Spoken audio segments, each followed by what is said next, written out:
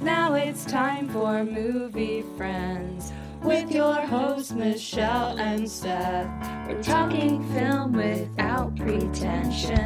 We're finding cats that are unexpected. We'll watch a movie, film, or schmovie, and we want you to join our journey. So subscribe and share this podcast, or this might just be the last of the Movie Friends. We're movie friends. We want to be your movie friends.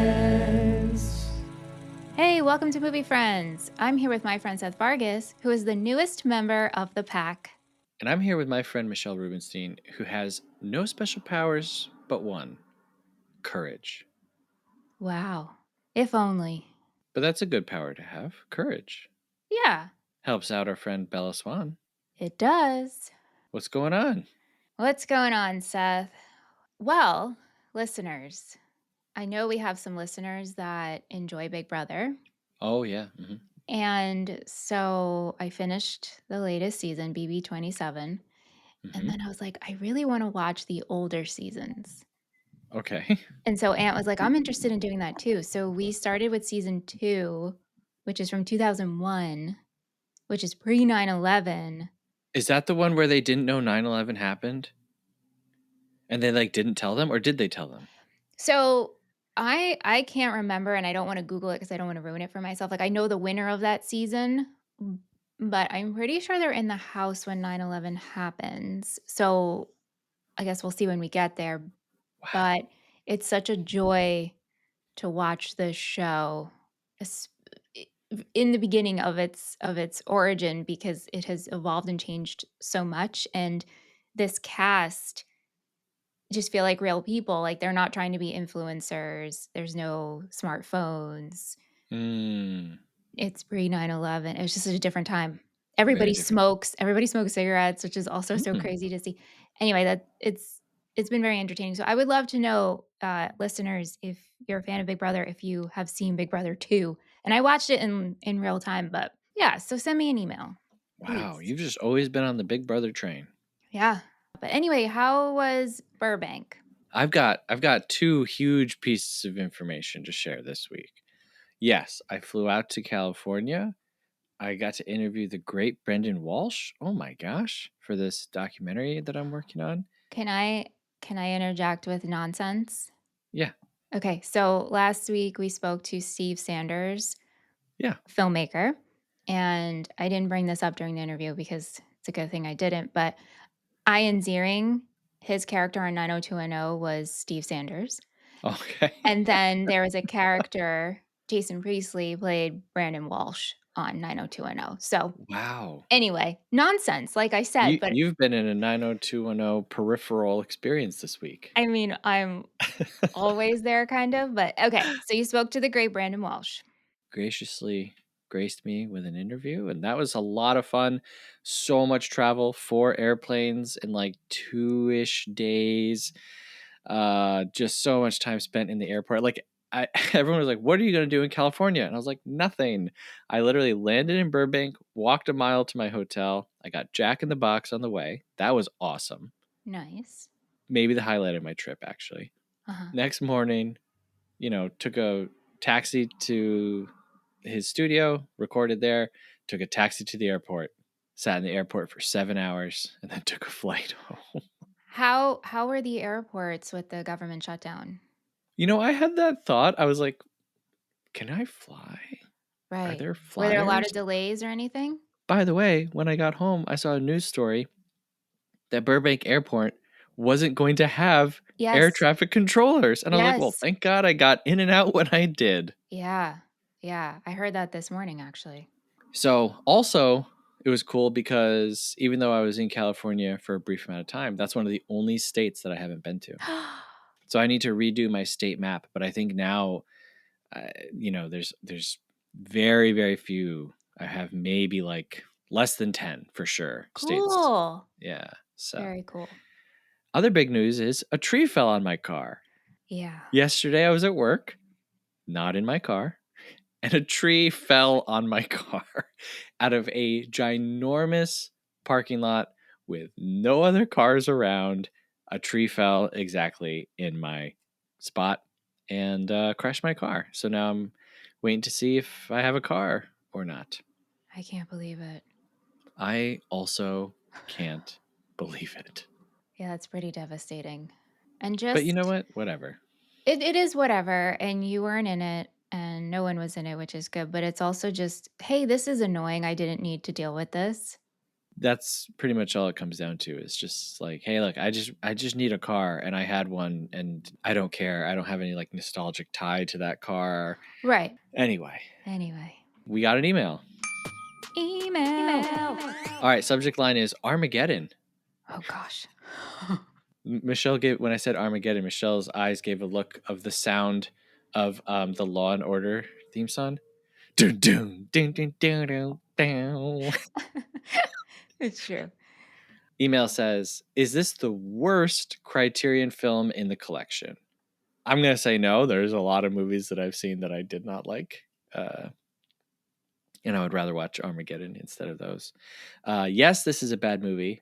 No, Seth isn't a film snob. Sorry, just stating facts. Well, thank you. One person out of 1,000 people who listened to that episode came to my defense. The Animal Cracker Talk is a top 5 funniest on the show. Okay. Oh, wow. If I save the world, I want full immunity, never pay for anything, and be able to free anyone I want from prison. Wow. That is wild. Immunity. I didn't even think about immunity, but I guess, I'm not going to go out and kill people, but I guess if I like get a speeding ticket, I'd be like, Right. P.S. I'm sad that I never got to eat McFish bites. P.S.S. The only Bay movie worth watching is Pain and Gain. It's an underappreciated masterpiece. Yes, I said it. And P.S.S.S. I'm Team Seth on the Aerosmith song and his take on them. Wow, this was a real pro Seth email. Who's this from? This is from Ben. Okay, so it's just a Vargas thing. No, I mean... Can we hear from the other Vargas? I would love for the Vargases to chime in. No. I think they're just sticking with you. My family has no allegiance to each other. We're not a wolf pack. Well, thank you, Ben. Yes, thank you, Ben. And hey, you sent me some comments earlier. Oh my goodness. Guys, you are going crazy over on Spotify comments. Yeah. And I would love to share them with you. Please. Okay, so this is from Sad Baby Unicorns. They say, and this is on our Twilight episode, I'd 100% read a Twilight rewrite written by Seth. I love the idea of aging up the siblings and giving them each a unique purpose. Wow, thank you. People are really enjoying your perspective. I think it's like a breath of fresh air. A breath of Seth air. There you go. Big Meanie commented with a bunch of Seth of fresh air. Sorry. You're still workshopping it. Do you need a moment? I just realized that there is a word in that rhymes with Seth. A Seth of fresh air. I think it would be a breath of Seth air. Nobody wants to breathe that. I wasn't going to say anything, but this is your moment. So if you had a bottle of cologne on the wall, on the wall, on the shelf. Yeah, everyone has a little cologne shelf, right? Yeah. One just says Seth Air. I'm not reaching for it. Maybe if your house is broken into. Grab the Seth Air, quick. Big Meanie gave monkey emojis because we said, hey, send us some monkey emojis, and said, LOL, New Moon is my favorite of the series. I can't wait for the next episode. And then BJ Amzilla? Jamzilla? Jamzilla. Okay. That's Jamila. Oh, Jamila, hi. Said, oh my God, New Moon is my fave too. So I hope you guys enjoyed our episode on New Moon. A lot of New Moon love. Yeah, Raw said Vampire Capuchin is my new band name. Very funny. Yeah, so and everyone was just sending emojis and it's fun to see. We've gotten a lot of feedback on the Twilight stuff. Yeah. Which is pretty funny because I think the people who like these movies and get him, like they get it, Yeah. and then everyone else is like, whatever, I'm done. I know. We got a comment on our YouTube short, the one where I was saying Carlisle could get it. They put, don't forget about Jasper. Jasper can get it. Oh, And might I agree to that, especially in this movie? Jasper, Jackson Rathbone. It's okay, Seth. It's just not for you. And Ingrid sent us a DM on Instagram and said, Seth, you're totally a wolf. So, and our yep, discussion is Seth a wolf or a vampire? When I yep. talked about the game I used to play with my friends, and Seth is indeed a wolf, and he just can't accept it. I still don't accept it. Yeah. Well, there you go. But please keep sending us the Spotify comments and leaving your emojis. Yes, please. Listen, We my love to car see it. just got hit by a tree, okay? The only thing I have good in my life are these Twilight comments and emails. My God, please. Same.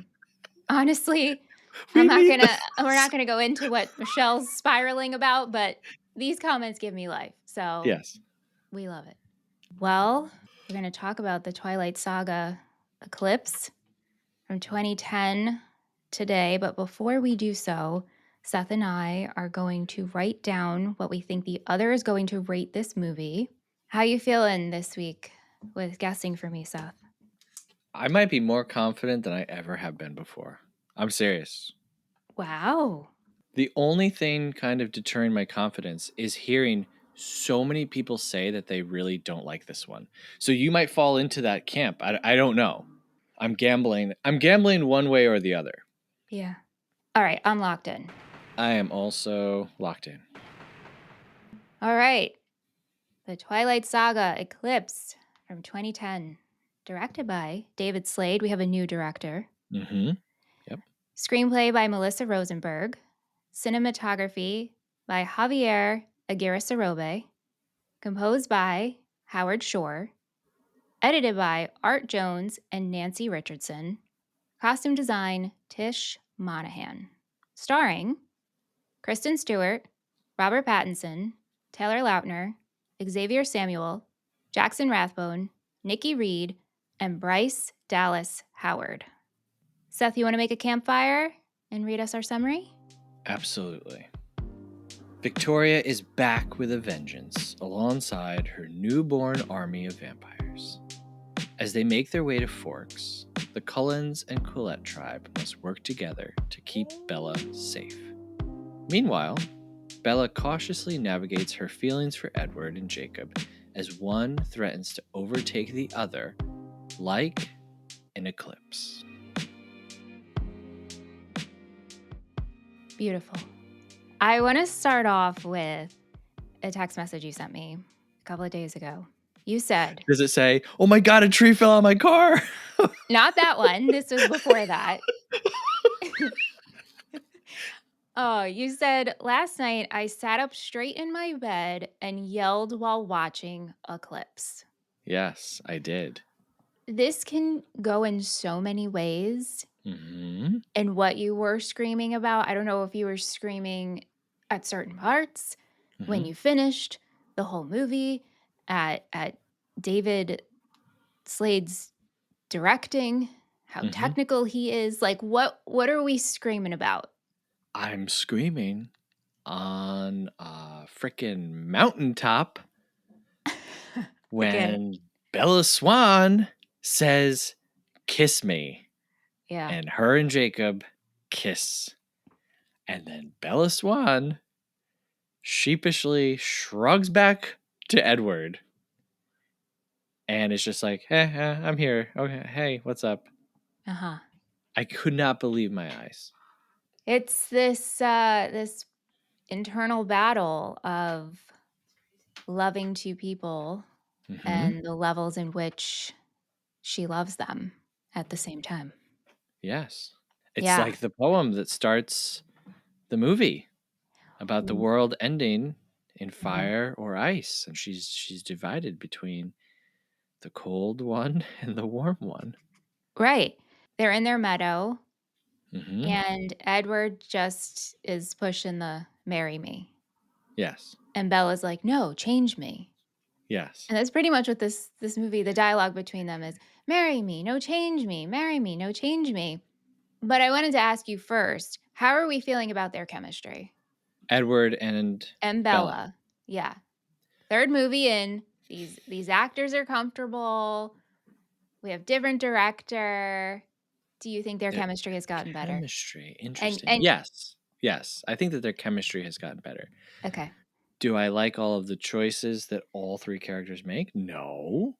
I believe that Bella is in love with these two monsters. Mhm. Yeah. Yeah. Jacob and Bella haven't spoken in weeks from Right. where we He from had where nothing to say. he had nothing to say. That's right. Charlie punishes Bella for what happened in New Moon from what we last saw. Going to Europe. You know, "Don't do that to me again. How dare you?" Right. Right. And he lifts the punishment and he says, you know, I'll let you have some freedom if maybe you go spend some time with your friends Yeah. like Jacob." Yeah. She tries to contact Jacob. Jacob isn't answering his phone. And then Jacob pulls into the parking lot at the high school. What do we think? Him showing up like this?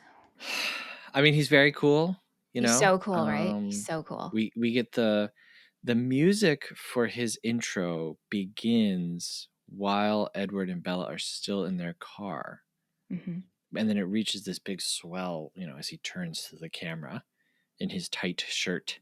Hmm. Uh, you know, spoiler alert, but I really did not hate this movie and was very surprised to find a lot of people saying like this is the worst one. Like this is the absolute worst one. And I was like, I don't know. I don't know. Like an hour in, Aunt came home and he sat next to me and he like started watching with me and I paused it and I'm like, this is so good, right? And Aunt's like, this is pretty enjoyable. Like Mhm. this is it's really entertaining. And I was like, I think also I understand. I love this series. That is not a surprise. But I think this is like legitimately a really good movie. Well, so I was talking with friend of the show, Jamila, Yes. and I was telling her, "Oh yeah, I just finished, you know, Eclipse," and I think she said like, "How would you rank the movies so far?" And I told her, I was like, I don't know. I could see myself ranking these movies 1, 2, 3, 3, 2, 1, 2, 3, 1, 2, 1, 3, Yep. 3, 1, 2. I don't know because they are like so different. And okay, here is what I will say. I will start us off on a negative foot. Oh, why?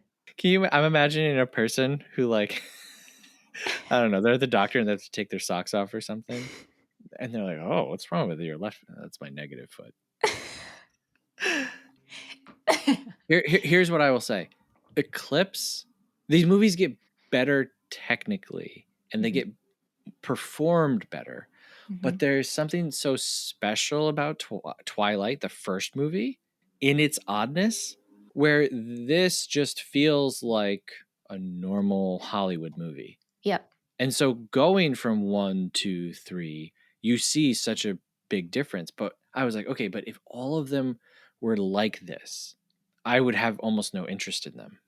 Like it's almost like you need the hook of the first movie and then you kind of keep going and you're kind of rewarded. It reminds me of what it was like growing up as the Harry Potter movies were being released. And Mhm. by the time you get to like Deathly Hallows, it's like, whoa, this is like a movie. This is like, Prisoner of Azkaban was the first time where it was like, you know, like a step up. And it's like, still, this is intended for teenagers to children, but this is a very well made film. That's kind of how it felt watching Eclipse. Yeah. But still, there's nothing special about it. If that makes I it, does that make sense? Like, I'm it not saying it's does. bad at all. Um, it's a better movie than Twilight, and it's a worse movie than Twilight. I don't know. I'm all jumbled up inside. No, totally. I hear what you're saying, and as someone who saw these movies in real time when they came out in theaters, it was really fun to see the evolution of the filmmaking. Also, the producers wanted a different director for each film. they wanted to have like a Hmm. different perspective and how a different director would portray the story. So that was always a fun element to it as well. Another film series that did this was Mission Impossible. Mm. First one, Brian De Palma. Incredible movie. I mean, De Palma's a very talented and interesting director, and you put him on an action blockbuster movie. It's very interesting. And then you got John Woo for number 2. 3 is, I believe, is it J.J. Abrams? Did he do it or did he just direct it? I can't remember. You got Brad Bird in there somewhere. Anyway, it's like each one is changing your director and you feel this different feeling, and it's just Tom Cruise and his crew that are the constant. And that's what Twilight feels like so far. I haven't looked ahead. I don't know if Breaking Dawn Part 1 and 2 are the same. They are. Yeah. But it's kind of cool. Like, it's kind of cool seeing different interpretations of Forks and the world and the characters. I don't know anything really about David Slade. And so when I watched the behind the scenes making of Eclipse, which by the way, if you haven't and you are a fan of these movies, I highly recommend going and watching all the behind the scenes videos. And this one was an hour and a half long, and they're all available on YouTube for free. And so it was just interesting to see and hear from David Slade and his process and how much of a technical director he is and how much thought he puts into it, which yes, every director puts an immense amount of thought into what they Yeah. are making, but it was very much a difference. It was just different from Chris White's. So anyway, I highly recommend you go and watch this. But do you know David Slade and his movies? I'm assuming you do. I do. Yeah. He did a film, Hard Candy, Okay. from 2005. Elliot Page and Patrick Wilson. He did a few interesting episodes of Black Mirror that are really good. And then he did a movie that I have not yet seen, but people really, really love, called 30 Days of Night from 2007. And it's a vampire movie. Hmm. So in 2007, he does that. And then in 2010, he comes on to do Eclipse. Very fascinating. From what I have gathered, 30 Days of Night is pretty gnarly. Ooh. Bloody, stuff like that. So going from one to the other is kind of funny. All right, let's get back to Jacob. We're going to go back Okay. into Yep. Eclipse talk. So we learned more about Jacob in this installment. How are you feeling about how Jacob's evolving?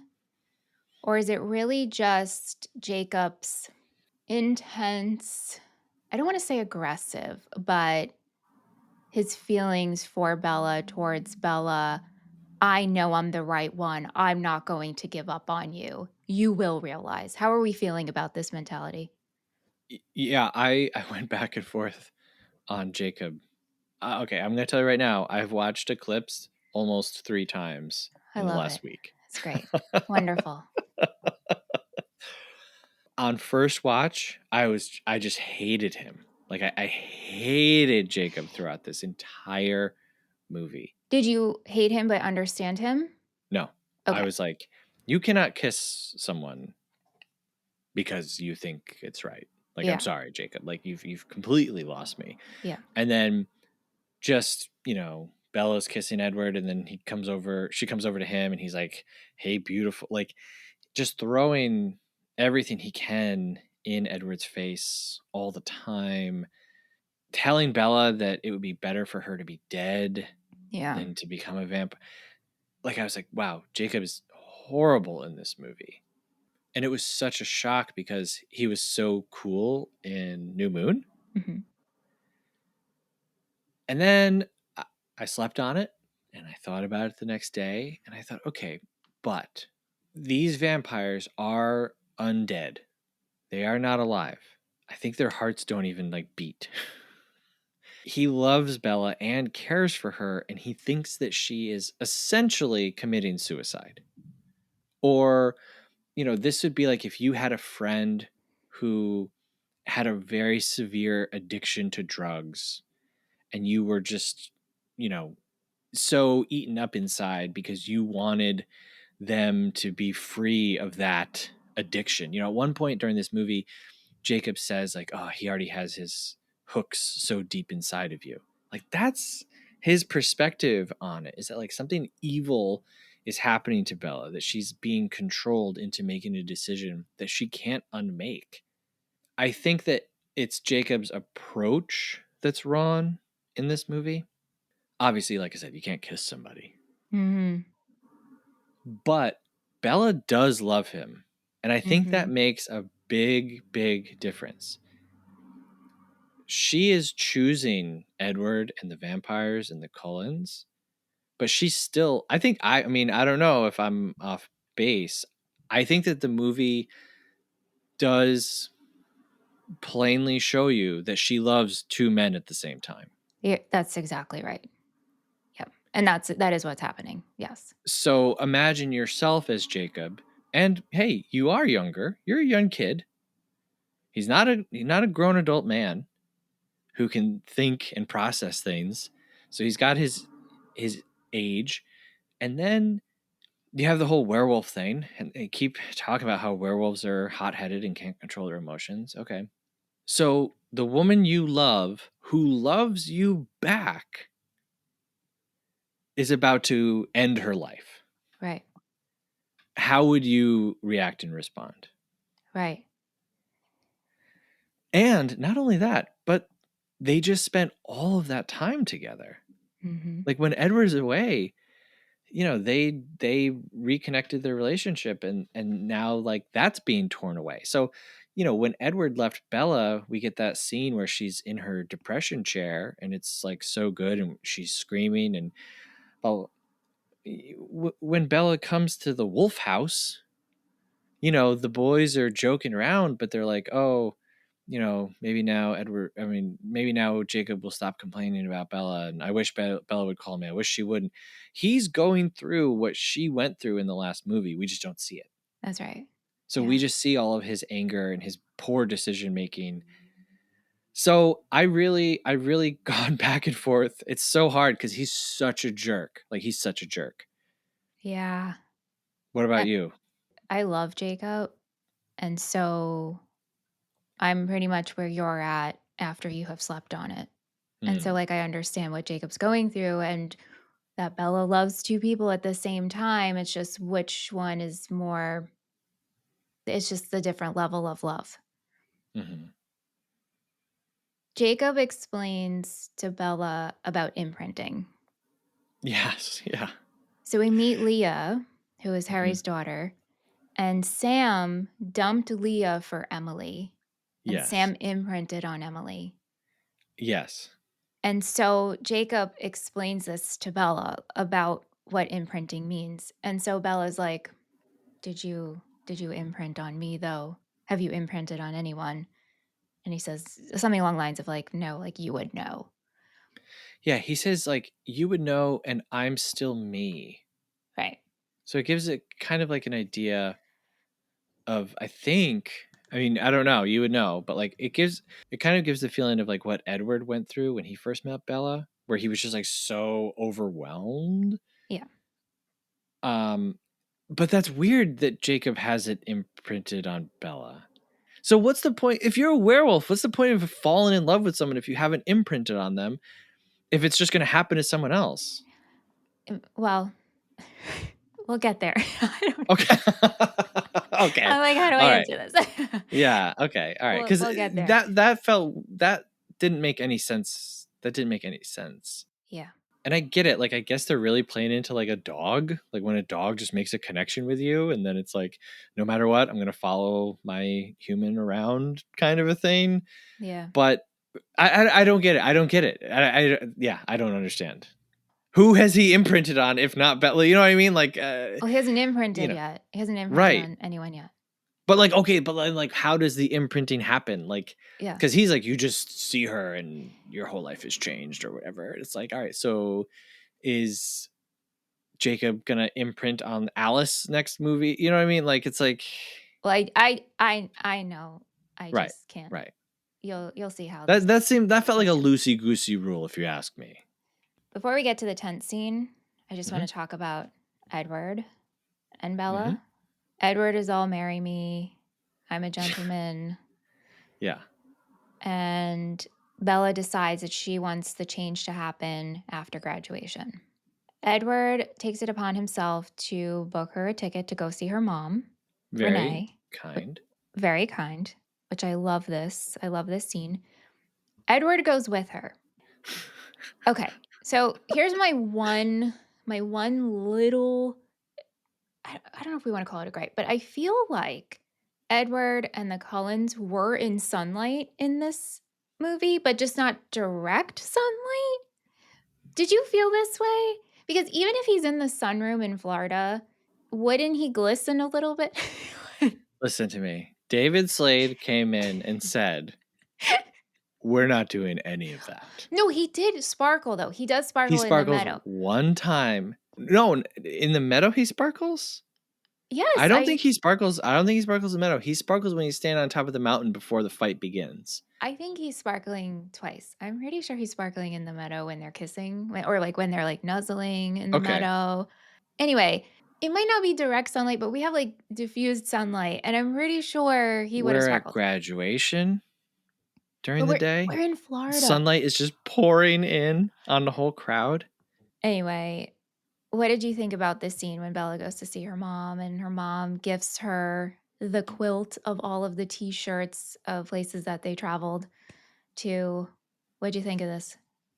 I thought it was good, and I think I've also seen people make fun of this and like the t-shirt quilt thing, and I think that the movie is laid out very purposefully, and it's showing us over and over and over and over and over and over and over again Bella being faced with the decision that is coming before her. And even the t-shirt quilt thing is very smart because her mom is talking to her about her past, her present, and her future. Yep. Her mom has one scene, and in that one scene, the writer and the director show us Bella's face as she contemplates her past, her present, and her future. It's very well done, very smartly done. But if you're sitting there with your, thumbing your nose up at the movie, you're like, this is stupid. This is dumb. It's like, maybe you're the stupid one. Maybe you're dumb. Maybe you can't catch what the movie is doing. So I really like this. Her mom obviously is wearing the same cowboy hat that we've seen her in, so that we know it's her mom. That's weird. Edward is just sitting inside. I gotta tell you though, I was the boyfriend who like went to the house and everyone is swimming and I'm just like sitting there. Like, I don't really swim. I couldn't help but think, like, what did Bella tell her mom about Edward? Or like, oh, Edward, like he's not going to eat ever in front of her mom. Right. And is he like allergic to the sun? Like, what would, Right. oh, you know what I'm like, anyway. Why did he go at all? Well, she said, I mean, Bella said you have to take the ticket, the guest passenger ticket. Right. But I guess for me, like, we don't see him interact with I know. the mom or the stepdad. We literally just see him behind the glass. And I guess I know why he went, because still Victoria is out there and they're trying to protect her at all times. And so like Correct. that, but beyond that, it's like a lot more questions would arise than not. Like, Yeah. Also, Bella tells her mom she's going to go to the University of Alaska. Mm-hmm. So this is kind of the reasoning for going away after college. We're starting to plant these seeds. Yeah. Yeah. But I mean, I thought, so, when she says like, aren't you going to miss this? The sun, like, aren't you going to miss? And she's like, oh yeah, I am going to miss this. Yeah. I thought that was good. Yeah. Good old vitamin D. So you mentioned Victoria. Victoria is back, played by a different actress, Bryce Dallas Howard. When the movie opened, did you feel like this was a different movie? Because the past two films were opening with Bella. And in this movie, we're opening up with this college guy in the rain being chased and tormented, soon to learn that it's Victoria. And she turns this young man whose name is Riley. Mm-hmm. And Victoria is working on building a newborn army because she's out for vengeance. right? James is dead. Laurent is dead. I'm coming for you, Bella. So how did you feel about the opening of this? It's all right. Uh-huh. It's definitely saying like, hey, this one's going to be a little spooky. Yeah. This one's going to be a Darker. little bit more dark and intense. Yeah. I didn't love how it's edited. Like, I didn't really. The I think it's a bit sequence much. of him being changed, you mean? Yeah, because it's just like thrown around, and then like he's bit in like half a second, and then I thought it was a little too choppy. Like it should have been a little bit more like dread, Uh-huh. you know, than like dealing with a lightning fast bad guy that we can't even see. I don't know. This is going on in Seattle, Mhm. and he's from Forks, and so that's a reason why Victoria chose him. And she manipulates Riley to work with her and aid her in making this newborn army because, as we learn, newborns are Mhm. insanely crazy within the first year of their life. And pretty much they're just out for blood. Right. Right. And they're disposable. So you can just use them as you will and they'll do what you Right. want them to. What do you think of the new Victoria? Did you notice? Ugh, I don't like it. I don't You like the don't like recast. I it. found it so distracting. I like Bryce. Really? Yeah, I like Okay. Bryce Dallas Howard. I Yeah. thought that she was miscast as Victoria. Okay. This is my other kind of big complaint for the movie is you've had this big overarching enemy in Victoria over the last two movies. She's barely said a word. We've barely spent any time with her. We don't really see her doing too many devious things to even really feel her wrath. Then we recast her and I think miscast with Bryce Dallas Howard. Like I said, I think that she is a good actor. I've seen her in things before.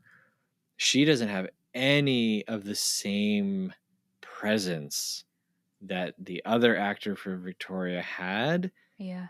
Even in this like third film where finally Victoria's plan and her will be revealed to everyone, and it's still kind of a two-hander with Riley. And I think we get more screen time with Riley than we do with Victoria. Because we get a Right. lot of Riley on his own, and then Yeah. anytime Victoria's around, Riley's there too. Mhm. So that feels just like huge uh mistakes on like all three filmmakers where it's like, okay, well, we'll build up Victoria next time. We'll build up Victoria next time. And then it's this time and they're like, well, we'll kill her after a 30-second fight. That not great. If you think about Vader, right? Like Vader over the first three Star Wars films, he's not in them all the time.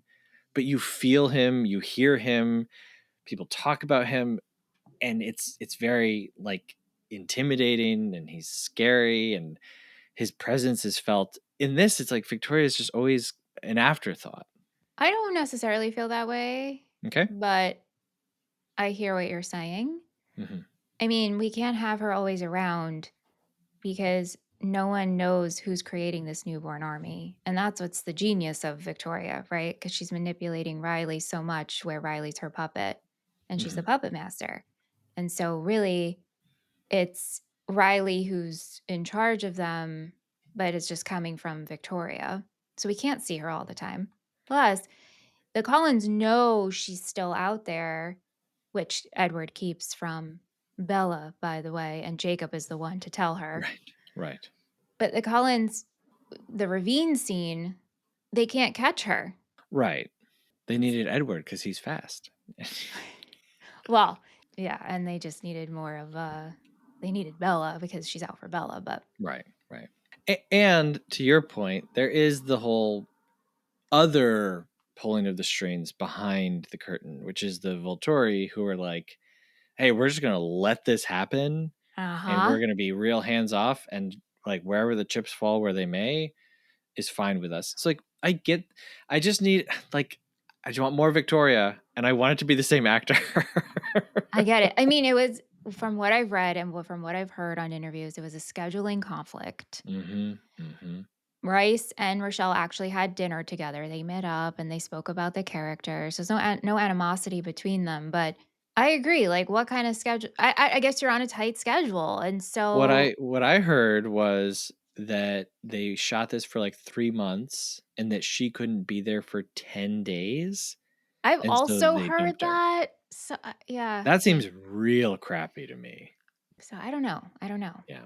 I don't know what's truth or what's not. But back to the Volturi, you were curious last week. Like, do we get more of them? They're corrupt. Right? And Sure. Yeah. this is what we're seeing in this movie. And so we have some of them show up, they do oversee what's happening. Arrow's thoughts are being read by Alice. So Jane's in charge. And so we know they want Alice and Edward on their team. But Mm-hmm. they know that Alice and Edward will not join them unless the rest of the Cullens die. So let's just wait and see if these Right. newborns take out the Cullens, and then we'll just kind of turn an eye on this. Right. Well, it's like it's a win-win situation. Either the Cullens take care of Victoria and all these newborns, Right. or the newborns take care of the Cullens, and then we'll kill the newborns. It's very funny. It's a funny idea to call them newborns and then be like, yeah, in the first year of their life, they're very unmanageable and insane. It's like, well, that's exactly what a newborn is like. So, yes, a newborn is all, passion and hunger. Yeah. They understand that they're upset and they understand that they're hungry. And that's about it. Before the wolves and the Cullens come together, the Mhm. Quaylet tribe, and they have their meeting.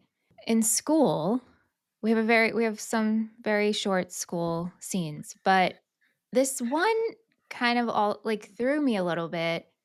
We have our gang. We have Yep. Mike and Angela and Eric and Jessica. I don't know why that took me so long to get there.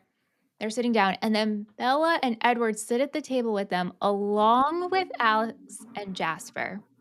And they're talking about, her valedictorian speech, Jessica's valedictorian speech. And then Alice says, I want to throw a party. Mm-hmm. And so the Cullens want to have a graduation party at their house, which to me just seems so dangerous. Yeah. Yeah. Like, what if someone got a paper cut just like Bella? I think that Jasper was like the last one to be under control. Yes. And so if he's better now, He's better now. maybe the rest of them will be okay. Plus Alice can see the future. So It's once true. she decided to have a party, maybe she was like, "Oh, it will be okay." I mean, don't get me wrong. I love seeing the Cullen house. I love the party part, but I was just like, wow, this seems unsafe. Mhm. This seems Yeah. very dangerous to have all of these humans come into a vampire's home. But Yes. anyway, we'll let that slide. Jacob ends up showing up. He gives Bella a wolf charm bracelet. No, you don't like Insane. this. You don't like Insane. this. Well, I mean, this is just part of, like I said, Jacob's execution in this film is horrible. Well, You show up to your the girl that you love's boyfriend's house and you say, "Hey, I made you this. It's a bracelet with a picture of me on it."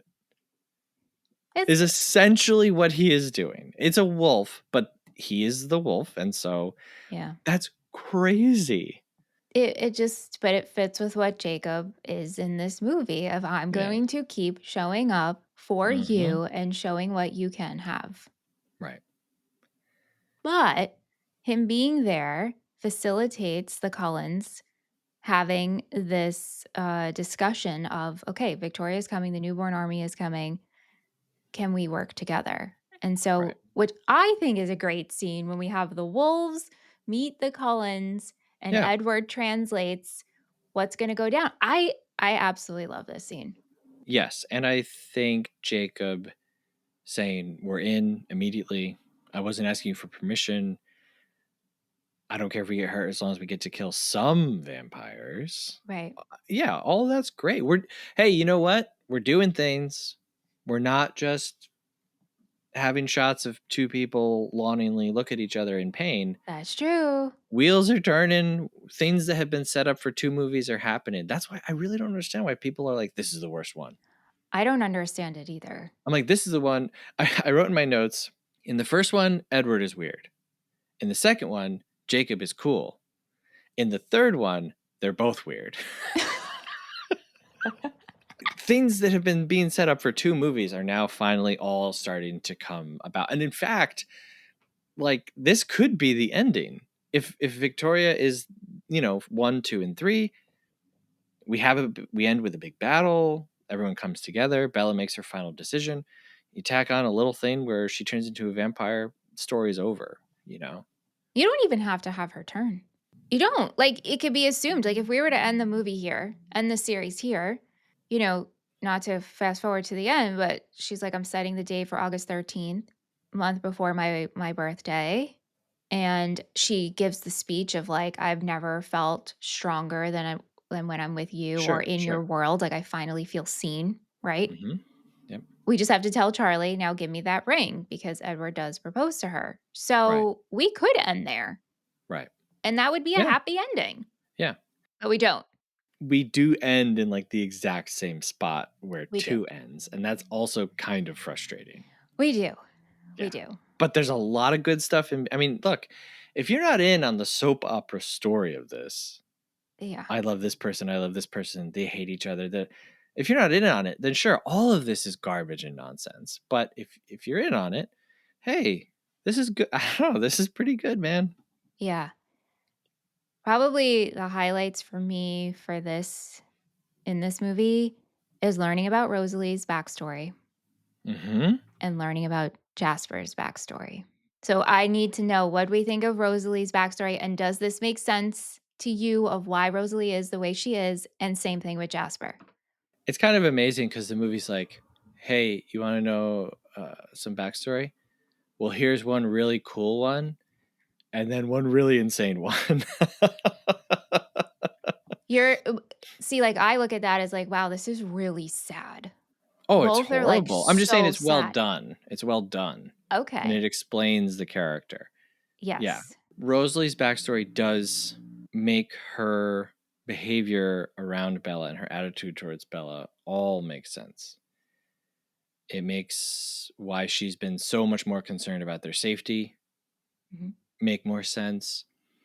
And I thought it was really well done. I thought it was pretty cool how, like, at the end of her story, she's smiling. Well, don't you love, she describes like what went on and how she was living this really like lush, beautiful life and didn't have a lot of worry. The man that she was engaged to dating essentially assaults her with his group of friends, leaves her to die. Carlisle finds her. Okay. And changes her. Then she gets revenge and she dresses up like a bride. And as she's telling that to Bella, she says, I get a little dramatic. And the way she said that and smiles is my happy for this movie. It's very so good. And then she also expresses, like, she's saved by Carlisle, and she says he thought he was doing me a favor. She clearly wanted. She says they left me to die, and I wanted to at that point. She's not happy to be a vampire, and then she expresses to Bella something that has like continued her pain, which is the only thing that you will want is blood. And guess what? As a Cullen, that's the one thing that I can't have. Yep. So her story continues to be tragic. So yeah, I thought that one was really well done. Also, Bella in that scene is like, I will never want anyone or anything more than I want Edward. And again, I'm not here to hate on Bella or anything. I hated on Bella a lot last episode, or I just had a lot of questions, right? And you said, you're like, I can't believe I'm defending Bella so much. In this one, I liked how far they went with her. Like they didn't screw around, and it wasn't just will they, won't they. It's like, I'm gonna kiss Edward, I'm gonna kiss Jacob, I'm gonna put my life, like Bella is like putting herself out there. and she's saying and doing things that have actual weight and consequence. That's great. Yeah. They're not being too precious with her to be like, oh, but we can't actually have Bella kiss Jacob. That would just tarnish her in the eyes of. We can't actually have Bella, decide to become a vampire. Like, anyway. But the idea that like exactly what you want for eternity when you're 18 is very funny as an adult. It's very funny. Yeah. Like if I think back to who I loved at 17, not anymore, you know. Well, always a little bit, but you know Yeah. what I mean. Yeah. Yeah. I said to Jean Marie, my wife, we got married young. We were very young. Yeah. And we knew a lot of other people who got married around the same time and age as us. And a lot of them broke up, and not after a very long time, I will say. And that's, that sucks. But at least with marriage, you can get divorced. With becoming a vampire, that's it. So for her, yeah. Right. You would just have to leave and go to another coven. Well, you can never eat again or Well, right. sleep again. You're You have to right. say goodbye to everyone and everything you know. Yeah. And I liked later in the movie, Bella asks Charlie, Riley's parents, right, who are like looking for him. She says, "Oh, do you think that they should just give up?" And Charlie says, "I would never stop looking for you." Which is a good line if you're paying attention to Bella's headspace, because she's like, oh my God, I'm literally about to disappear. Mm-hmm. Like, I'm not going to tell my parents. I'm just going to go. I'm going to be gone. And Charlie is going to spend the rest of his life looking for Bella. That's heavy. That's really, really heavy. And it's just kind of snuck into the writing, in that moment. Anyway, the next scene, Edward says, hey, in a few decades, everyone will be dead and problem solved. And it's so cold blooded, but he is like actively trying to express to her, like, do not do this. Like, I don't want you to do this because that's what your life will be. Everyone will be dead and nothing that you have done will matter because you'll still be here and they won't. Yeah. And he even expresses that to Jacob when we Mm-hmm. make our way to the tent. Yep. And Bella's freezing and shivering. And Edward, he's in pain because he can't do Wait. anything. I don't want to go to the tent yet because we have to talk about Jasper. Well, right, but it flowed so nicely. But yes, okay, let's put a pin in the tent. Hard cut. I want to put 18 pins in that tent. Oh my God. Yes. Um, Tell me about Jasper.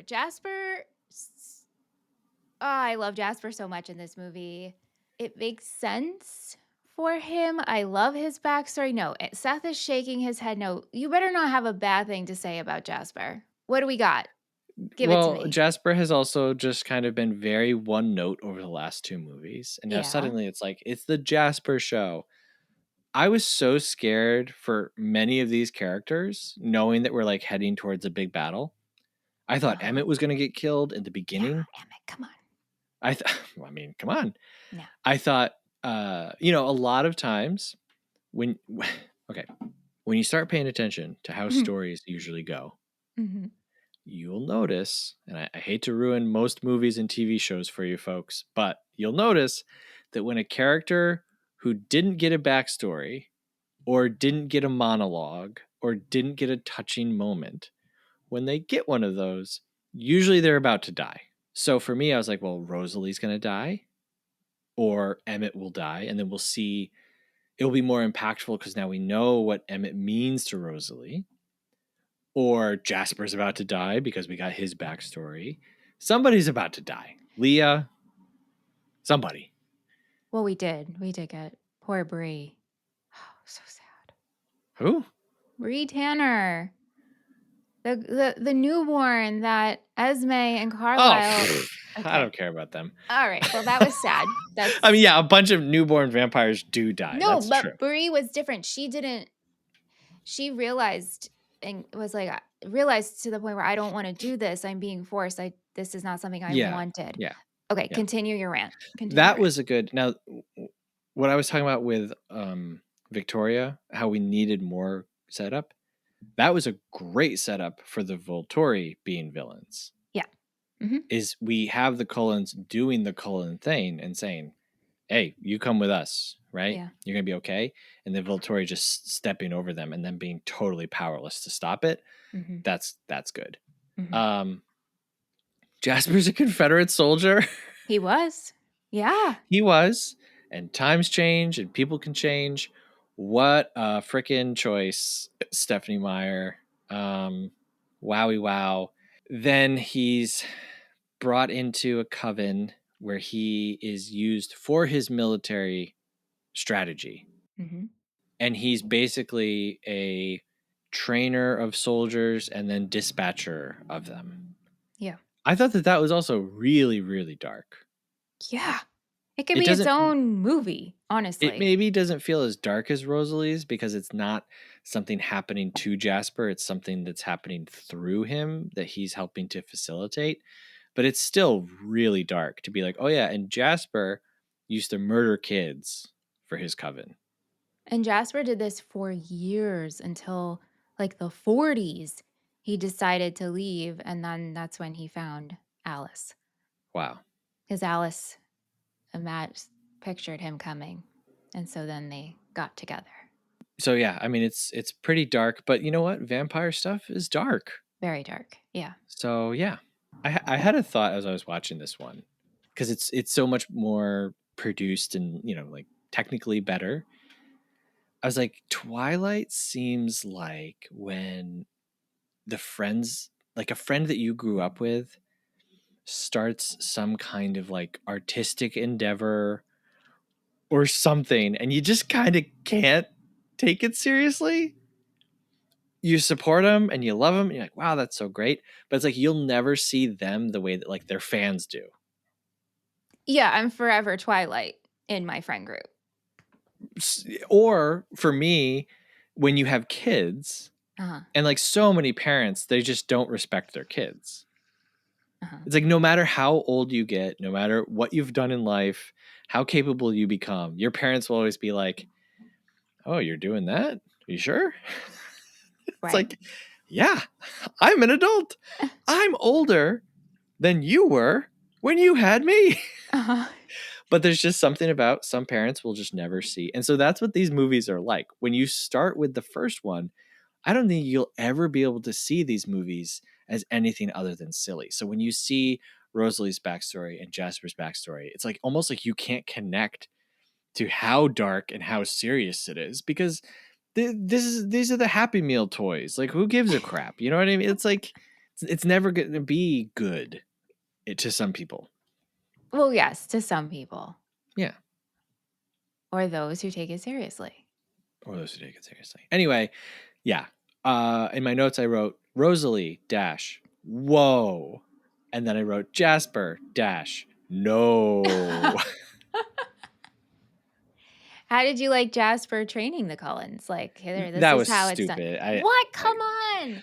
The reason I didn't like it is because we've been with Jasper for 2 movies, and we're about to learn that like he's from Texas, and so he kind of starts talking in this Texas voice. He's always and like walking with like one hand behind his back, like he's a military person, and that's fine. But it's just like it's like they flip a switch, and it's like Jasper's a Texas Ranger now. I think he's always been that way. We're just now noticing it. He didn't have the moments in the first 2. Now he does, and so now we see it. Yeah, I don't know. Okay. I didn't think that was great. Not for you. Yeah. We get more flashbacks in this one. Okay, so that included Jasper and Rosalie's story. We also get the more wolf story. Mm-hmm. Oh yeah, the Colette tribe. Yeah, how'd you feel about that? Because you did not like the flashbacks in the previous films. So, he's rolling his eyes. Well, no, these were all so much better. Okay, so these are good. Okay. Like I said in our Twilight episode, when they flash back to the original treaty, the Colettes are literally wearing like cardboard wolf hats. I'm gonna go as far as to say it's offensive. Like it's sure. dumb and like almost just like it's fine. Like it's like sure. People will understand. They're Native Americans. Like sure, we'll get it. Yeah. Not good. Yeah. And then in this one, we're like expanding on the treaty. Yeah.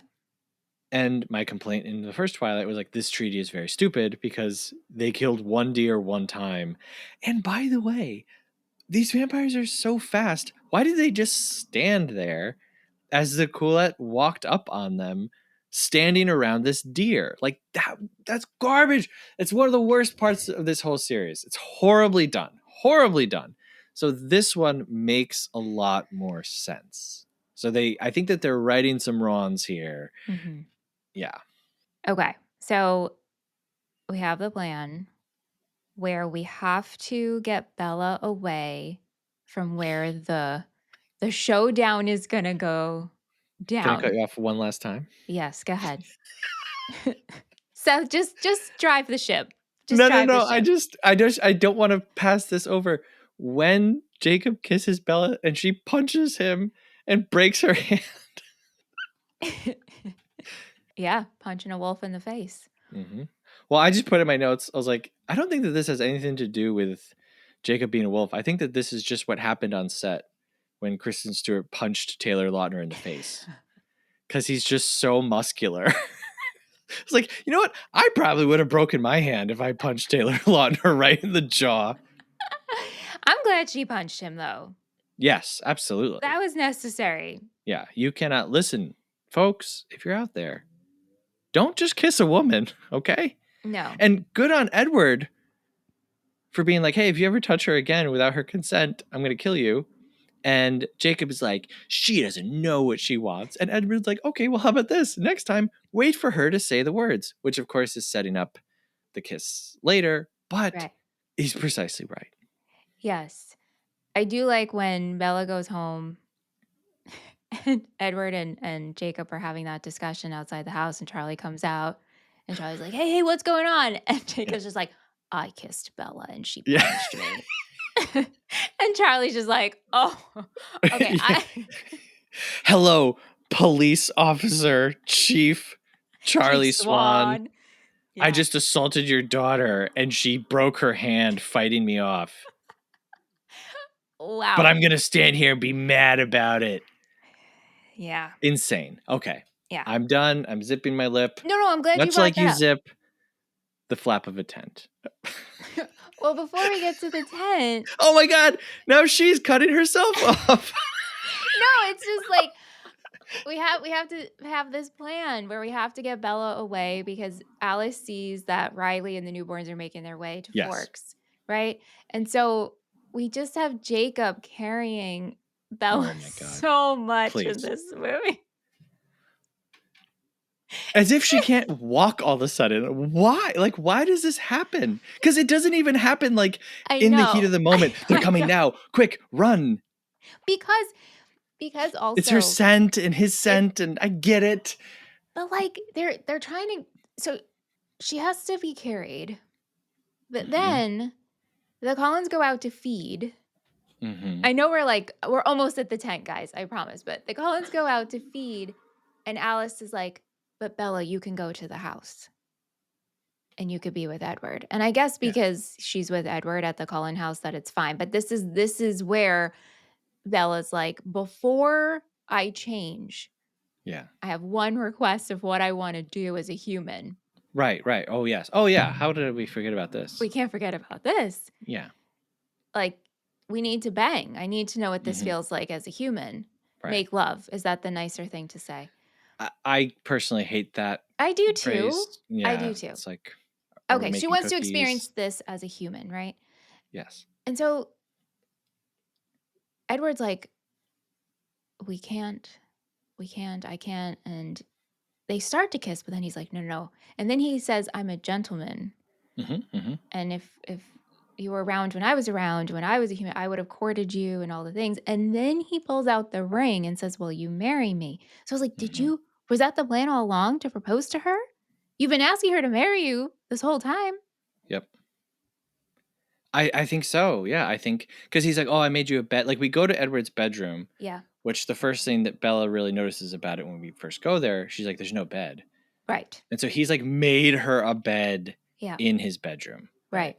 Yep. which is also magically like 5 times the size it was before. But anyway, They rebuilt that whole house on a soundstage. it's crazy. It's fascinating to see behind the scenes of how they did this. And anyway, okay, continue. This is okay. So this is playing into just two sides of a fantasy, right? This is romance story, romance novel 101. You have one guy who like rides motorcycles and he's a little rough around the edges, and then you have the other guy who's like rich and wealthy and gentlemanly. And so whatever side of your female fantasy that you land on, you're covering all of your bases. You got all of it here. And if you are into Jacob, oh, you've got such an enemy in Edward to look at. And if you're into Edward, oh, you've got this enemy in Jacob. And so like they are so we spent one movie with one, we spent the other movie with the other, and now it's all mixing together. It's the eclipse, folks. That's right. The moon, the cold moon blocking out the warm rays of the sun. It makes total sense here. And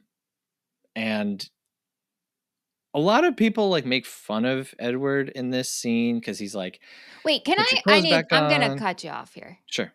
You've been saying this throughout this whole episode. A lot of people, and then I have been, wait, negative comment. What are you consuming? Because I got to tell you, there's no negative Twilight talk in my head that I am consuming. I just won't allow for it. I'm just not consuming any other people talking about this. I don't need it. So maybe that's why. I've been reading, I've been listening. You I've got to been in stop. Twilight Eclipse land. You got to stop. Just I consume the can't. good stuff. I No, can't. don't consume the I negative can't talk. talk. Look, you and I don't talk to each other about these movies. I gotta talk to somebody. But you're engaging I with watched- the negative speak. I watched this movie with my 12-year-old son who had watched New Moon, and during the cafeteria scene, Yeah. where they're like, hey, let's have a party. And he was like, wait, pause this. I'm confused. They're just back? Did this happen before New Moon? I was like, what are you talking about? He's like, the Cullens were all gone. Right. They like fled town. He's like, they're just back at school? I was like, yeah, don't think about it. And he was like, okay. Then I was watching with my wife. And she kept hearing them say infant army, and she made me pause it, and she was like, wait, is there an army of baby vampires coming? You're like, yes, but not like babies. Right. So anyway, I gotta put my thoughts out there. And All right. Continue. People are saying negative things about this scene about Edward and how he's acting. yeah, because he's very like, oh, I would have liked to drink iced tea on the porch with you and all that stuff. And it's like, okay, yeah. He's from a very long time ago. Yeah. So that all kind of makes sense to me. I know. Like, like we're expecting him to whatever. I mean, it's odd, obviously, for the time period. But I didn't really have a problem with it. From Bella, though, I'm not going to get graphic here, but Edward is incredibly cold. Oh, I thought about it too. Temperature-wise, like even when they kiss, it's painful. Well, and Jacob says that. He's like, hey, can you even kiss him without it hurting? And she's kind of like, ugh. So it's like, Bella, what do you think is about to happen here? No good. You got to be turned first. Like Edward is right. You got to be turned, you got to get married, and then you can do whatever you want. Right. But I do understand her wanting to experience that as a human. So go off with Jacob. Wow. Okay. Now, do we think we have everything out of the way before we get into All right, let me look at my notes here. the plan? I guess on Edward, though, he is a creep in this one. Well, like breaking her car. You know what I mean? And yeah. But all I'll say with that is if you watch a lot of vampire movies, vampires are usually creeps. Yes. Like mesmerizing women. And there's a movie that came out, remake of Nosferatu. The way that vampire talks to that woman, it is like the creepiest stalker, like just horrible. So I kind of excuse it. Not like I'm like, oh, that's okay, Edward. But I'm like, these are freaky, weird vampires, and this is how they are. So I don't know why we would expect any different from Edward Cullen. Totally. And he doesn't want her to go to see Jacob. He doesn't feel she's safe being around the wolf pack. So yeah. And you know what? He'll fix it. He'll fix the car. Or Buy Jacob her will a new fix it. car. Someone will fix the car. These The people are truck. so rich. It's disgusting. Yes. Okay. Yes. Okay. I'm done. Third time's a charm, maybe. Mm-hmm. The plan is we got to get Bella away. So Jacob's going to carry her up to the mountaintop while the newborn army make their way in, and then the Cullens and the wolves will take on the newborn army. While we're up on the mountaintop, Jacob drops off Bella, but he's like, no, I'm not going anywhere. Mm-hmm. And thank goodness he didn't, Mm-hmm. because they get a snowstorm and Bella's shivering. And so Edward can't do anything about it because he's, a cold one. Right. And so Jacob's like, I'll cuddle her. I am hotter than you. And when I tell you the amount of screaming that took place in the theater, I can't imagine. including myself, Mm-hmm. whew, I'll Yeah. never forget it. I'll never forget it. And I'm sure. Watching it at home, I was like, I knew. I instantly went to the theater and I was like, oh, people must have been losing their minds. It's funny. First of all, it's it's very so funny. funny. It's Yeah. so funny. You're like, Jacob's such a little shit, but Mm-hmm. and yes, like physically, yes, he is. And everyone had been talking about Jacob and Edward and all of that. So Yeah. for them to throw that in is very funny. It's so funny. These movies are so fun to see in a theater, by the way. Yeah. Anyway, he cuddles Bella while she sleeps, and Jacob and Edward finally have like a one-to-one. Mm-hmm. And I actually really enjoy this scene. And the fact that they condensed it because it was like a chapter of the book. And Sure. so you can't make a chapter long scene in a movie. So I think Melissa did a really good job of condensing this. And, I mean, sorry if you're listening to this and you hate these movies, but it's well blocked. You Yes. have the two of them discussing Bella as she's literally between them. Uh-huh. Yeah. Like, sorry, maybe you could complain that this is on the nose, but it's pretty well done. It's pretty well done. Do you think that Bella was sleeping? I don't. I mean, I think she probably was, but like I like to think she was like listening and I think that she was initially sleeping and then woke woke up up and was like, as let they were me. talking Yeah. because she gives just like the teeniest hint of like a Yeah. little Bella smile. Yeah. I think it's good, and I think now suddenly it's like, wait, are Edward and Jacob about to kiss each other? No. It's insane. I'm sure It's there's a insane. fanfic written out there about that. I've heard that there are hundreds. Oh, okay. Yes. Seth, you became such like a one for knowledge on the Twilight Saga. And here I am being like, wait, where did you read that though? Listen, I'm Send my I'm way. saving my thoughts for the end, but Okay. All right. yeah, But there's a I do lot like there. their conversation. And I love that, Edward's like, Jacob, can you please silence your thoughts because I can hear them? Mm-hmm. It's good. They did a really good job. And you have the two sides of the coin again, where Edward is saying, I don't want her to do this, Yep. but I will not control her. And Jacob is saying, you should control her and stop her from doing this. So you have the two approaches. And again, she's in the middle. And ultimately, her decision is what wins out. Right. Yeah. Right. So the next morning, Edward and Bella, they talk about the marriage, Mm-hmm. and Edward knows that Jacob could hear it. And so that's when Mm-hmm. Bella runs after Jacob and they have their back and forth and she kisses him, or she says, kiss She me, says, kiss kiss me. me. And so he goes for it. And this is a hot kiss. This kiss is hot. Yes, it is just. Oh, I'm Oh, shaking my okay. head. I'm not It's a good disagreeing with you. kiss. I'm just like, It's a good kiss. I was bewildered that this was This goes happening. back to the top of the show. This is what you're screaming about. I could not believe it. Yeah, I'm in bed, just like bolt upright, and I'm like, what? What? I love that this is the emotion and feeling that happened to you while watching this. I mean, it really evoked something. So I'm here for it. Mm-hmm. It was nuts. I couldn't believe it. What do you think Bella felt in that moment? Confusion? Or she made up her mind? She knew she had to do it, right? Because Jacob was like threatening to end his life. Again, I think that if you lay out all the scenes, I think that this movie is walking us through Bella's wrestling with the decision that she's making, and that she's giving it one last chance. Let's try this. Right. Like, okay, you can't leave. Why? I need a better reason. Right.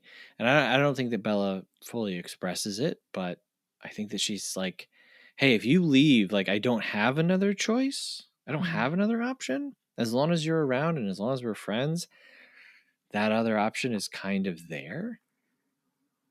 She Yeah. says to him early in the movie, like, I've been calling you for weeks. Why has Bella been calling Jacob for weeks? You know what I mean? Like, I think that she wants it to be a choice and not just the only thing that's left. And so if Jacob dies in battle, Edward is all that's left, and then it won't really be a choice anymore. I don't know if I'm putting too much into it that might not exist, but yeah, that's what I think. Yeah. I think that's why she did it. Yeah. Oh, for sure. Yeah. For sure. Okay, so we got this war of the vampires and the wolves. What'd you think about this whole sequence? Do you think it looks good? Are you believing it? It's fine. I think that the CGI has aged pretty well. I mean, this is 2010. You know, we're doing a fight in daylight. Mm-hmm. That's always difficult to do. You know, Yep. you can't hide that much. What I like about this is that they make a plan, they train for the plan, they stick to the plan, and it all works out. Right. There's no like mid-battle, like, oh no, something happened. And, you know, like Jacob arrives and kind of helps with the fight. And then Jacob he does gets get hurt. badly hurt and breaks Yeah. bones. And But they're able to overcome an infant army, and they are. And Victoria and Riley. And I just want to say, I really liked Riley in this. Yeah. I thought that he was like a good bad vampire. Yeah. He had a good look to him. Yep. Yeah. Yeah. Yeah, because like when all the big battles happening, Riley and Victoria are up on the mountaintop. And so then it's just like Edward versus Victoria. Mm-hmm. And Edward is trying to convince Riley, like, yo, she's got you. She manipulated you. She only created you to come after us and start the newborn army.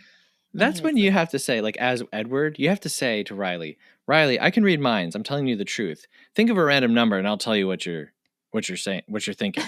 Imagine if they do you know what I mean? Like, if you're trying to convince him. He's in the newborn phase. So it's not, I know. You can't, there's no convincing. But I mean, what's sad is when Riley gets taken by Seth. Yeah, how did we not even mention Seth? How did we not mention the newest member of the pack, Seth, the youngest member? So cute. Played by Boo Boo Stewart. I love Seth so much. Anyway, what does he say? He's like, newest, smartest, best. Yeah. Yeah. Like, all right, Seth, calm down. So cute. You're giving us a bad name. But yeah, so Seth takes Riley, and Riley's like, Victoria. And Victoria's like, you're so disposable. Yeah. And then that's when it clicks and he dies. But Edward saying to Victoria, like, you're never going to get this other chance. So right. Let's go. Right. Pretty good. Pretty good. Yeah, because he's really like, I don't want to keep chasing you. Like, let's please. Like, and I think he knows, like, if she leaves, this could all start again in a week. Oh yeah, she's not going So anywhere. I gotta finish this. Yeah. So good for Edward.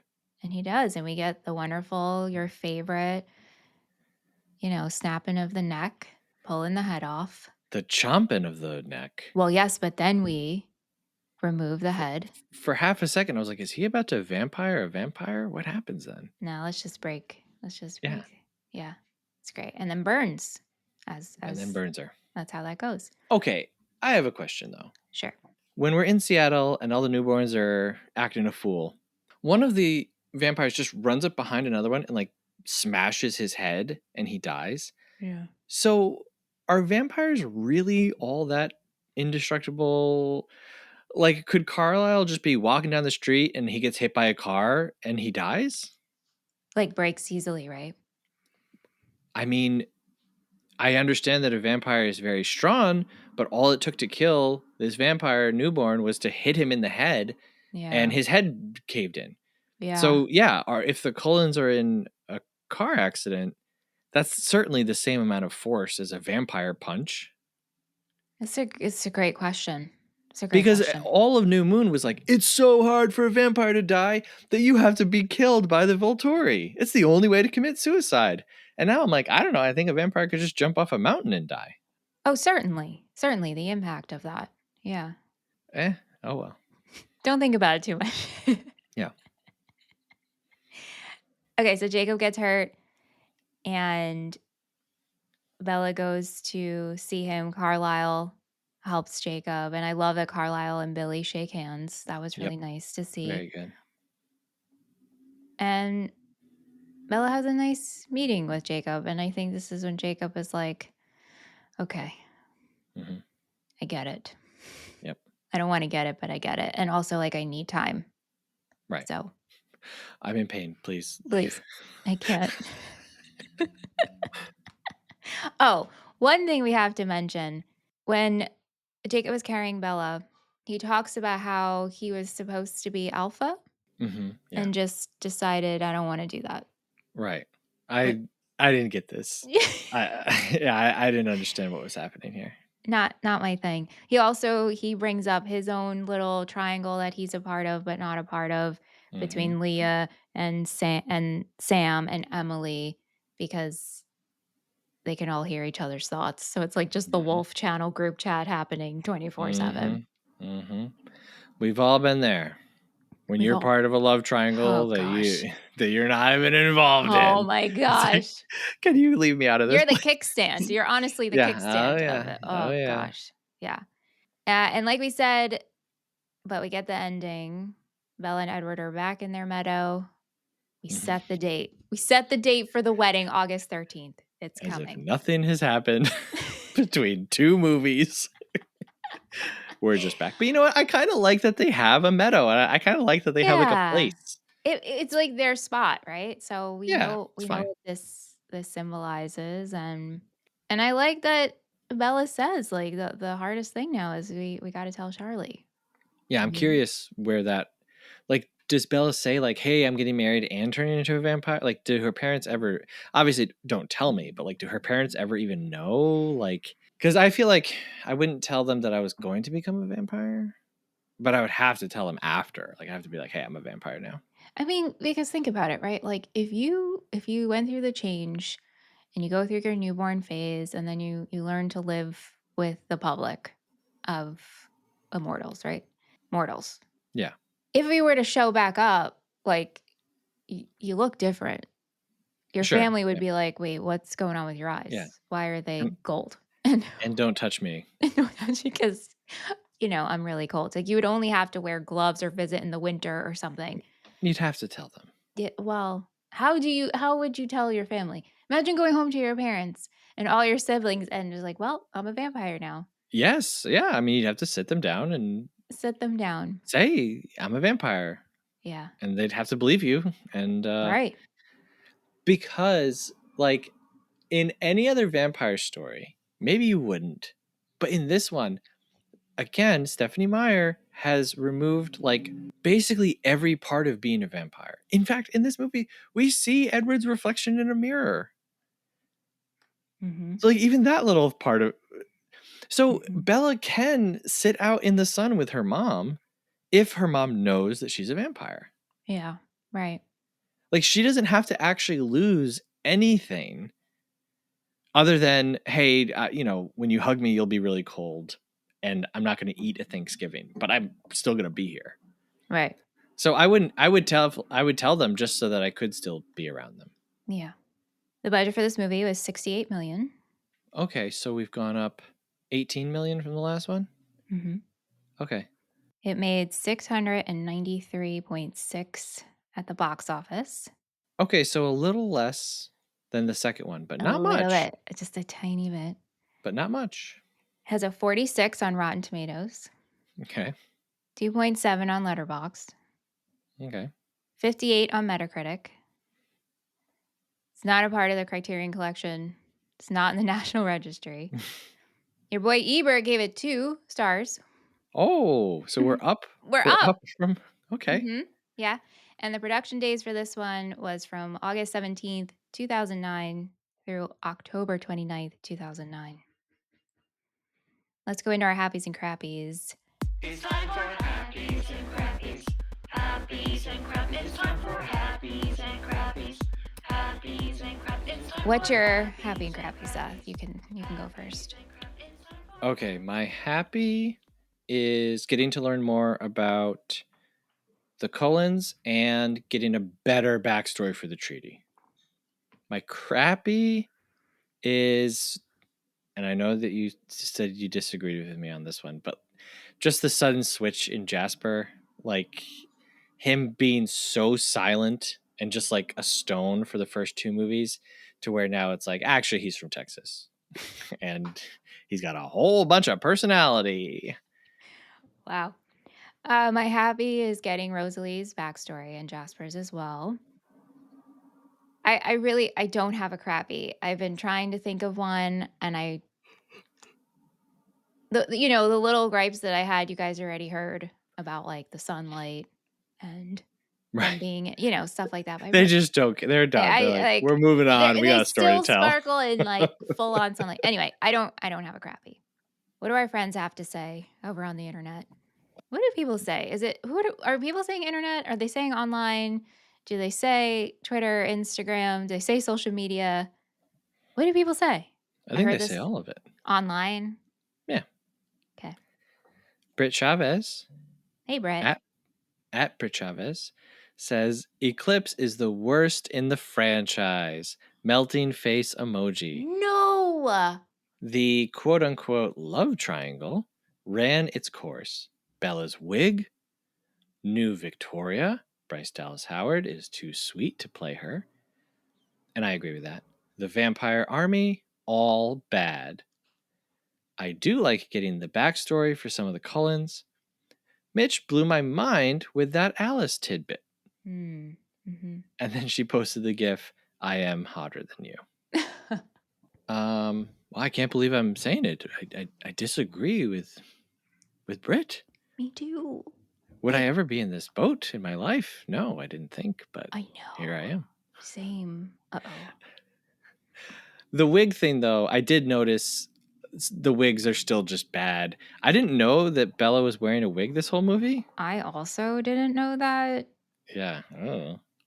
Sean Shank at Tyler_Burnham says, would you rather be a vampire or a werewolf, and why? Well, Sean, I feel like we've been talking about this for 3 episodes now. Seth is definitely a bad vampire, I'm a bad vampire. Oh yeah, I wouldn't. I'm not Carlisle. That was like my favorite part of that episode. I'm not Carlisle. Yeah, we know we're not Carlisle. Yeah, I would be drinking blood all the time. Would you also be a vampire? Yeah, I think I am a vampire. The wolves, it's just not. Although, the thing that cracks me up about the wolves and the wolf pack, and we meet some more of them in this one, when they're in their human form, they do just act like dogs. And I don't mean that in a bad way, but they have like that puppy energy. Oh yeah, yeah. They put It's that up so much, and they're like joking all the time, and it seems like a good time. Like I want to hang out with the wolves. Yeah, the wolves in this, the werewolves in this, Yeah, act like a group of animals from a Disney cartoon. Yes, they do. When they're in their human form, you mean? Yeah. Yeah. Yeah. Mm-hmm. Yeah. Yeah. Before they shapeshift, and also, like if I was a human, I would want to probably be with the werewolves, and then have like a werewolf who could walk with me, and I could cuddle them. Interesting. They wouldn't want to cuddle me, but well, thanks, friends. Before we go into half star, 3-star, 5-star, I just remember there's one part that we didn't talk about that I absolutely love, and I screamed when it happened. But when Riley and the army emerge from the water, Oh yeah. iconic. Yeah. Oh Yeah, it was my! good. I was like, this is so good. Okay, Yeah. all right. Let's go into And our good and creepy. Good and creepy. Good and creepy. All right. Let's go into our segment where we hear from people that we don't know. It's called half star, 3-star, 5-star. Half star, 3-star, 5-star. User reviews from letterboxd.com, which is an app and a website where you can log, rate, and review movies. We start with a 5-star review, which is the lowest rating you can give a movie, and we go all the way up to a 5-star review, which is the highest rating you can give a movie. And Seth, as always, is going to read our 5-star review in an accent. He's going to impersonate someone. We have a request if you're open to it. Okay. Okay. I'm open to anything. Our good friend Betsy. Betsy? She wants to know if maybe you could read the 5-star review as a stereotypical vampire. Like, I want to suck your blood. Oh, sure. Yeah. A Are you up for Bela it? Lugosi. Yeah. Yeah. Pull the strings. There you Of go. course. Everyone's Okay. favorite film, Glenn or Glenda. Yes. Bela Lugosi's most famous role, possibly. I don't would know. say so. Absolutely. Okay. All right. So this is a 5-star review as read by a vampire who might be Count Chocula. So how can Edward and Bella have the same 3 lines repeated between them for 3 consecutive movies? I have more chemistry with my grandma's cane than these 2 have with each other. Jacob saying he could have become the alpha in his pack was so funny. Gosh! Like, sure, that babyish attitude is so alpha indeed. All of his lines are ridiculous, please. And Bella is just Bella. Selfish, stupid, and beyond the help of any creature. LOLOL. But you, my throat is like Dracula has binding a up. hairball. Stupid and beyond the help of any creature. LOLOL. Oh no, I already read that. Yeah. But you know, at least Rosalie and Alice exist in this stupid saga. They were like a fresh breath of air. I was stumbling to the finish line on that one. Oh my God. You should work that in as Dracula who has a hairball. Sure. And so, yeah. LOL. Yeah. LOL. Well, Betsy, I hope that was worth it because I've got a sore throat now. Thanks, Betsy. Okay, 3-star review says, feels kind of pointless. Cool fight scenes, and I like the wolves. Jacob. Gives off alpha energy. Sure. Sure. 5-star review says, wow, this one has it all. It's the main love triangle film, battle scars, the wolves and vampires working together, Bryce Dallas Howard. They've got everything. Wow. We rate a movie as a schmovie, movie, or film. We also rate it 1 to 5 stars and give our final thoughts and recommendations. I think we both won last week. Yeah. So, Seth, you can go first. Okay. For you, I wrote down 3.5 movie. Oh, very good. Really? Very good. Yep. Yeah. I also rated New Moon 3.5-star movie. Yes, you did. I feel that this is just as good, and in some ways it's better. Mhm. It's different, but yeah, I think that this is good. As far as recommendations go, my recommendation will fall on deaf ears if you have not already seen the first 2. You shouldn't watch this, and if you've seen the first 2, you're probably going to watch this one anyway. But yeah, you have to finish. You have to finish. You can't not finish a series. I mean, you can. I do it all the time, but not with this one. Come on. Finish Twilight. All right. I feel like now all my confidence has left. Oh, no. Yeah. I wrote down that you were also going to rate this 3.5-star movie. Oh, I I'm know. rating this a 4-star movie. At a certain point when you were talking, I was like, I went a little too low. Going into watching this, in my heart, I was like, I feel the same about it as New Moon. I remember it. Yeah. like feeling the same, but I forgot actually a lot that happens because after you watch a series, I don't know about you, kind of all blends together. So I'm like, did Sure, this, sure. except for the first one, Twilight just and New Right. Moon, but then Eclipse and the Breaking Dawns, they just, oh, I'm like, what happens where? But after watching this, I looked at Anne. I was like, I'm rating Eclipse 4 stars. Mm-hmm. This is really good. This is really good. And I really enjoyed it. And like you, I'm only recommending it if you're along for the ride.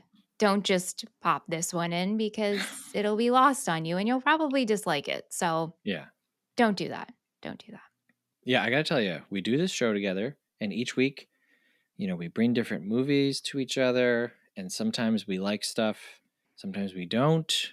And we're doing this whole Twilight series, and I know that you really like the movies. I don't feel like you think I'm lying, but obviously, like, I want to like a movie if you like it, you know? I do know. I do Yeah, know. Yeah.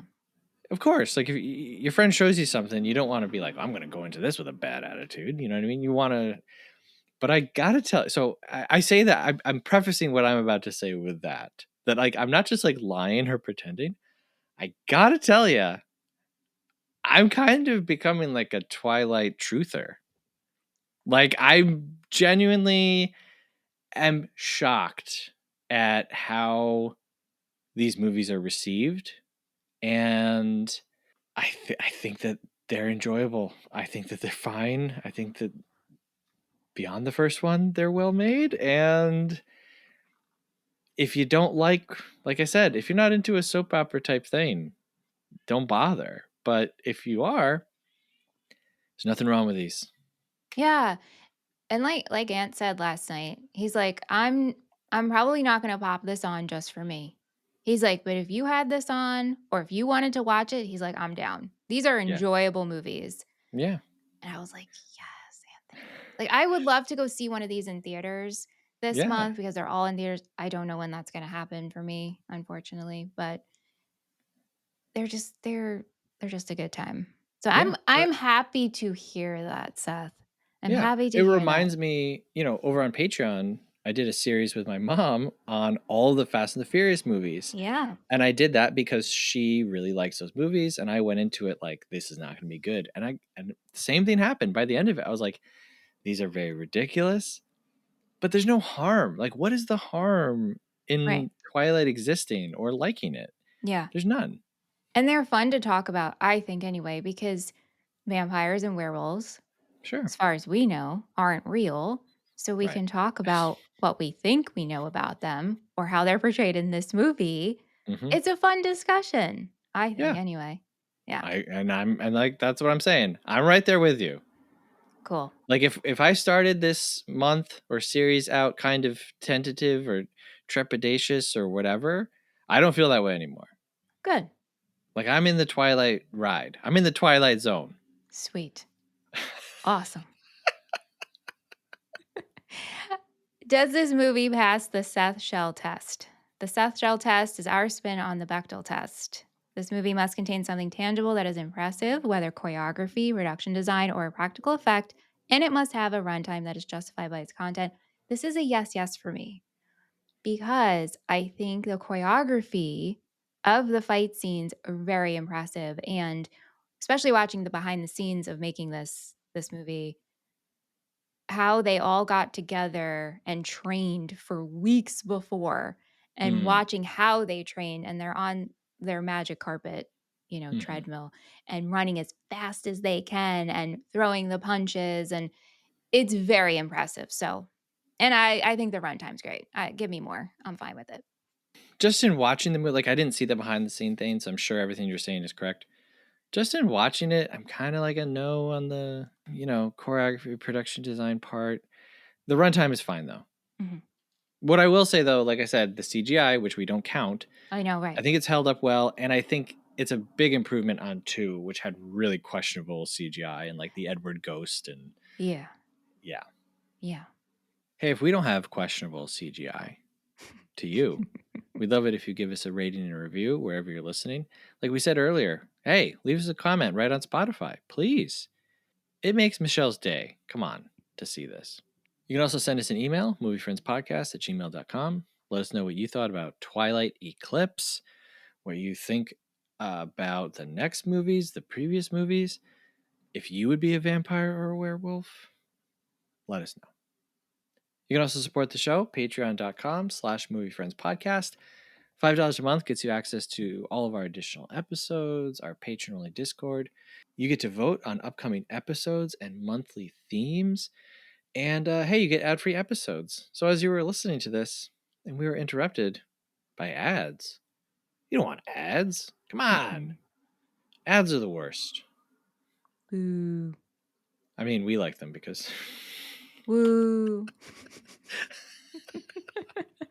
But hey, folks, we got to tell you, if we had enough Patreon supporters, we would just get rid of ads completely, you know? So... Bye-bye. Yeah. Okay. Wait, can I give a call to action Please. to our listeners who are commenting on Spotify?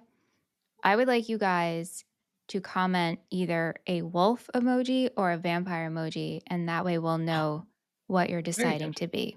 Very good, very good. And then I'll judge you and say, no, that's not right. No, I'm just kidding. Oh my God. I'm just kidding. And hey, you can also comment. We're on Instagram. We're on Twitter. Sure. I don't know the last time we've even mentioned that we're on those things on our show, but we are. We're there. We're there. You ever wonder what we look like? What do you think we look like? Well, go to Instagram and you'll be like, that is not what I thought. Wait, you guys aren't just a soda cup and a popcorn?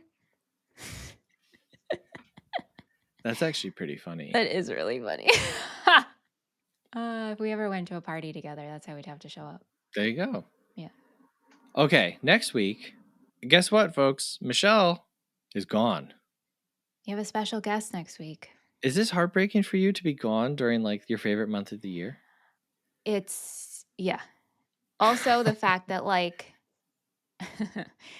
selfishly, I'm like the 1 month that I'm actually really enjoying for Movie Friends. It's the movie I have to miss. Are you kidding me? Yeah, it's all right. But Michelle will return. I will return.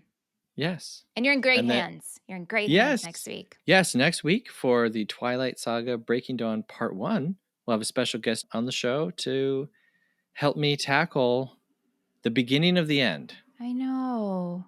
So very exciting. And Twilight Saga Breaking Dawn Part 1, directed by Bill Condon, 117 minutes. You excited? Yeah. They better get married in this one. If this one ends with them being like, will you marry me again? I'm going to be like, come on, man. Uh-oh. Okay. Just kidding. Well, hey, thanks, Michelle. Thank you, Seth. Have a good time on your trip. Thank you very much. Enjoy Breaking Dawn Part 1. I can't wait to hear your thoughts.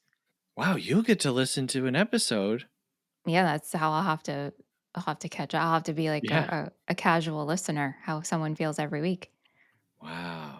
I'll comment. I'll leave an emoji. There you go. No, you'll listen and be like, Seth, you're forgetting to do all the things you're supposed to do. Nah, you got it, Seth. Thank you for listening. And remember, folks, never go for the obvious kill. You will lose. Till next time, we're talking about Twilight Breaking Dawn Part 1. Thank you for listening. Have a good one. Victoria, Victoria, what the heck happened to ya? Something about Victoria just is not the same. And when I look at the credits, I notice a different name next to Victoria. The producers of these Twilight movies must have owed Ron Howard a favor, 'cause they gave his daughter the role and they dumped Rachelle Lefevre. Bryce Dallas Howard said, sure, I'll come along, do a movie that's not made by M. Night Shyamalan. He's a director that loves to put her in his movies, but that's beside the point.